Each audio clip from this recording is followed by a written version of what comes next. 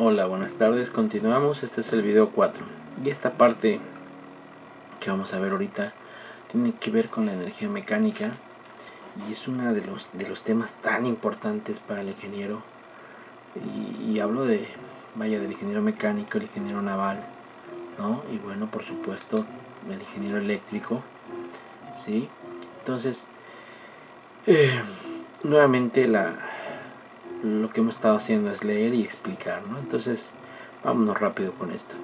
Muchos sistemas de ingeniería se diseñan para transportar un fluido de un lugar a otro a determinado flujo volumétrico y a una velocidad y con diferencia de elevación, mientras el sistema genera trabajo mecánico en una turbina hidráulica o eólica o consume trabajo mecánico en una bomba o ventilador. Está un poco enredado por la forma en que veníamos leyendo, pero bueno, lo que nos está diciendo aquí es que por lo regular, si nosotros queremos transportar un fluido y entiéndase por fluido líquido o un gas, entonces voy a hacer uso de una bomba o un compresor. O bien, si lo que quiero es producir un tipo de movimiento o trabajo de flecha, voy a utilizar un fluido líquido o un fluido gas para mover una turbina hidráulica o una turbina eólica, como dice aquí, y producir un tipo de trabajo de flecha. Entonces la diferencia es que unos consumen trabajo, como puede ser la bomba o el compresor, y otros producen trabajo, como puede ser la turbina hidráulica, la turbina eólica y, por qué no, como vamos a ver más adelante, la turbina de vapor o la turbina de gas. ¿Sale? Estos sistemas no tienen que ver con la conversión de energía nuclear, química o térmica a energía mecánica. Tampoco hay en ellos transferencia de calor en cantidad importante y operan en esencia a temperatura constante. Vean ustedes que esto prácticamente es una idealización para facilitar los cálculos termodinámicos. Entonces, prácticamente estamos ignorando ahí que en estos dispositivos haya transferencia de calor importante. Entonces, muchas veces en la ecuación general vamos a despreciar estos términos de transferencia de calor. O bien, cuando el autor nos da un dato para calcularlo, pues lo calculamos, lo tomamos en cuenta, ¿sí? Esta clase de sistemas se analizan de modo conveniente al considerar solo las formas mecánicas de la energía y los efectos que la fricción causa, como la pérdida de energía mecánica. Es decir, que la energía se convierte en energía térmica, la cual por lo general no tiene utilidad. De lo que hemos venido aclarando acerca de la calidad de la energía, los efectos disipativos del calor de un motor o de un compresor o a través de un condensador pueden ser energía de baja calidad y por lo regular no tienen utilidad, se desechan al ambiente prácticamente sin darle un mayor uso. La energía mecánica se puede definir como la forma de energía que se puede convertir completamente en trabajo mecánico, de modo directo mediante un dispositivo mecánico como una turbina ideal, y enfatizan ideal, abusados con esto, ¿sí? Las formas más familiares de energía mecánica son la cinética y la potencial. Sin embargo, la energía térmica no es energía mecánica, puesto que no se puede convertir en trabajo de forma completa y directa. Lo que hemos venido ya platicando, que es lo que restringe precisamente la segunda ley de la termodinámica. Una bomba transfiere energía mecánica a un fluido al elevar la presión de este, y una turbina extrae energía mecánica de un fluido al disminuir su presión. De ahí que la presión de un fluido en movimiento se relacione también con su energía mecánica. Voy a repetir este párrafo porque es importantísimo. De ahí que la presión de un fluido en movimiento se relacione también con su energía mecánica. Y aquí empiezan a explicar, dice, de hecho la unidad de presión Pascal es equivalente a Newton sobre metro cuadrado. Recordemos que la presión estática es igual a fuerza sobre área, y las unidades de fuerza pues es el Newton, y la unidad de área en el sistema internacional pues es el metro cuadrado. Entonces Newton sobre metro cuadrado. Pero ¿qué pasa si yo añado a este término un metro y añado al otro término 1 metro para no alterar la ecuación, pues voy a tener newton por metro sobre metro cúbico, dado que ya teníamos 1 metro cuadrado, ¿sí? La misma base, simplemente se suman los exponentes y por eso nos da 1 metro cúbico. La definición de newton por metro pues es un joule, ¿sí? Esto ya es energía.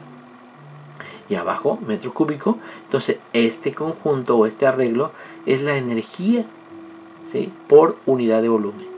Y ahora, ¿qué pasa si yo multiplico la presión de un fluido por su volumen específico o su equivalente, como dice aquí, la presión sobre la densidad, recordando que la densidad y la presión, el volumen específico son inversamente proporcionales? Por lo tanto, puedo yo poner, en vez de volumen específico, 1 sobre ρ. Y es este arreglo que tenemos aquí.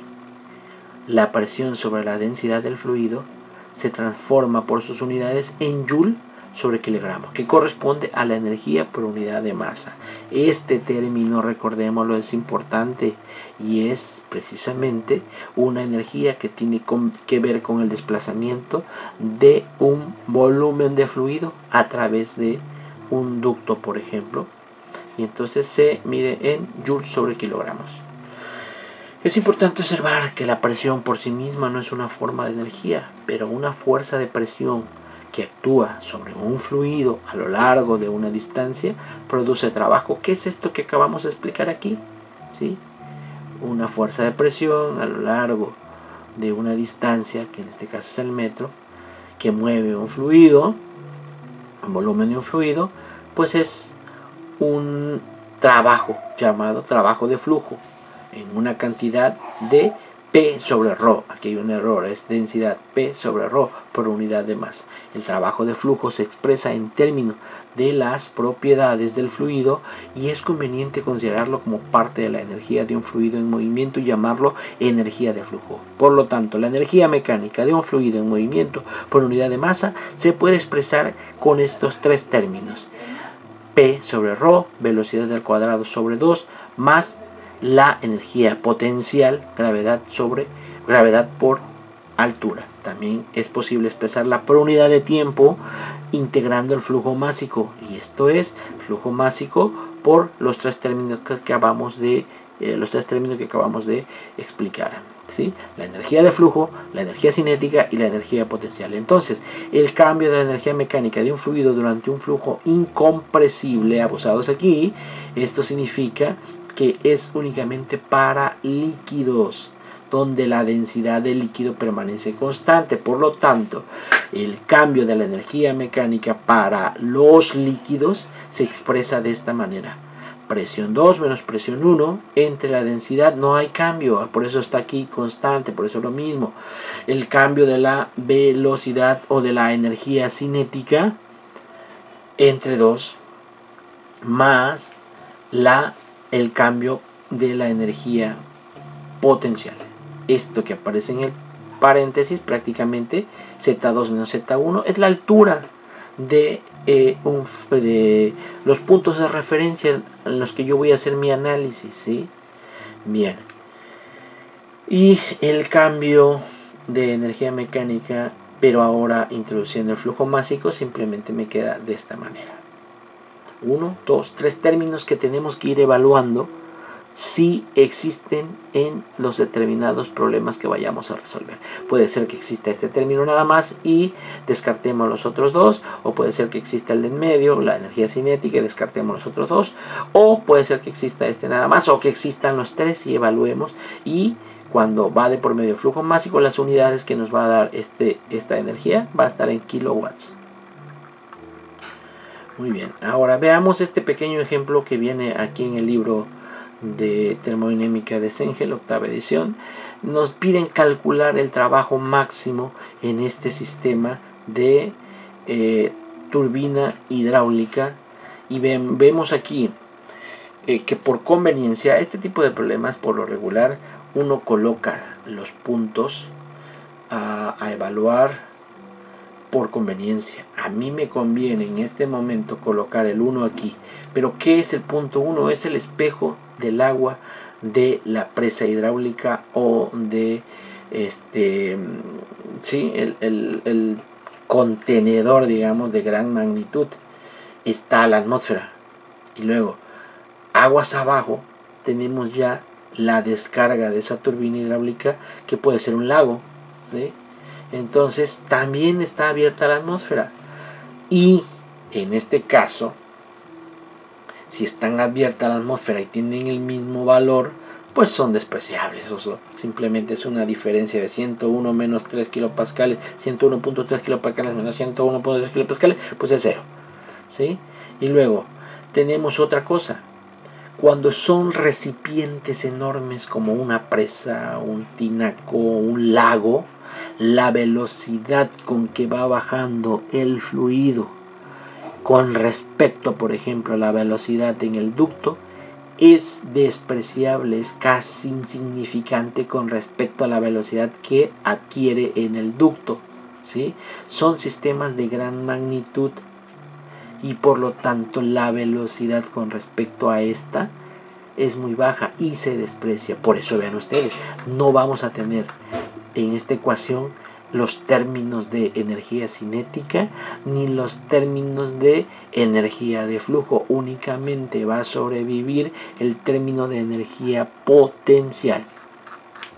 Y aquí está, vean ustedes, el trabajo máximo es igual al flujo másico por el cambio de energía mecánica. El cambio de energía mecánica que sobrevive únicamente es la potencial, como se puede ver aquí, MGH, ¿sí? Y aquí explican, bueno, aquí dicen que esta se hace en 0, pero yo ya acabo de explicar cuál es la razón para hacerla 0.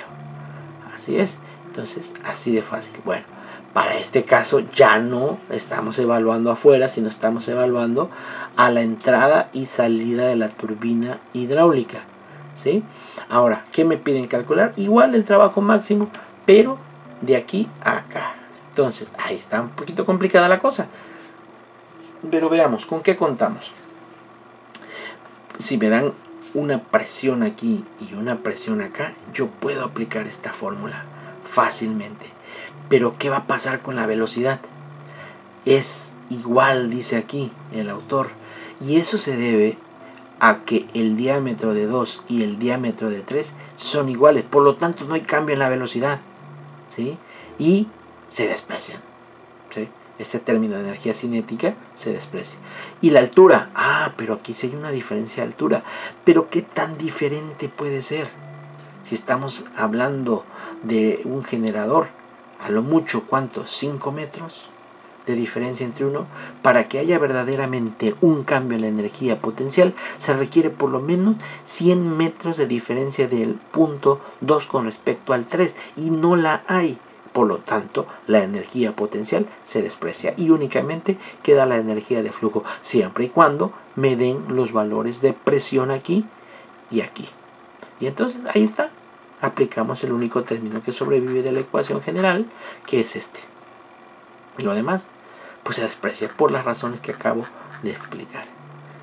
Bien, entonces dice, la energía mecánica se ilustra mediante una turbina hidráulica ideal, acoplada, ideal porque no estamos considerando todas las pérdidas, acoplada a un generador ideal también. En ausencia de pérdidas irreversibles, la potencia máxima producida es proporcional al cambio de elevación de la superficie del agua entre los reservorios de agua arriba y aguas abajo, o, vista en detalle, la caída de presión del agua desde el punto inmediato aguas arriba de la turbina hasta el punto inmediato posterior de la turbina, que es lo que acabamos de explicar precisamente en estos dos ejemplos.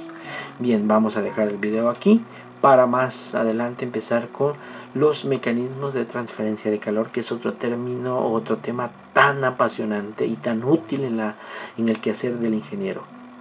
Sale.